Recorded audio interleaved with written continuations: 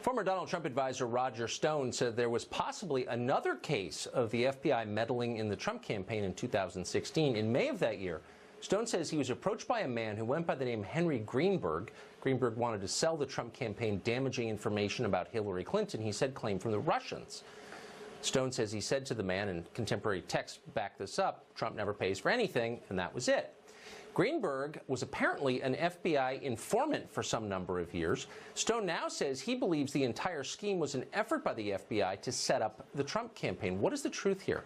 Andy McCarthy is a former assistant U.S. attorney for the Southern District of New York and a contributing editor at National Review and a very close observer of this story. He joins us tonight. Andy, thanks a lot for coming on. What do you make of this story?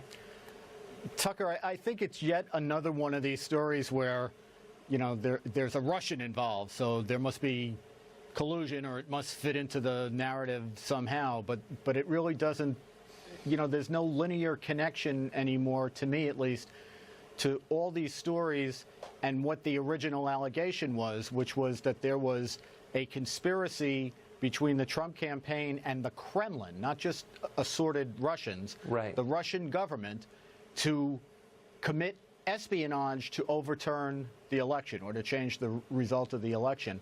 And I think, you know, if there was anything to this particular story, I mean, we'll have to wait to see all the facts come out, but, you know, why aren't people in handcuffs already? You know, why haven't we've had, how many people has he charged?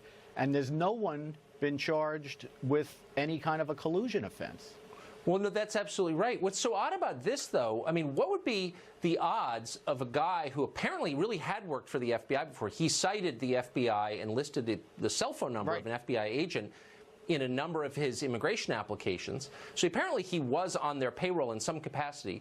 Coming to the Trump campaign, offering secrets from the Russian government, unlikely the Russian government was employing a guy who worked for the FBI, come on now, and that Mueller would know about this and would seek out the texts that proved that it happened. I mean, what are the odds that that's not an FBI operation? Yeah, well, this guy apparently worked for the FBI for 17 years, according to the reporting that we've heard, and had supposedly, according to his version of it, just ended that relationship in 2013.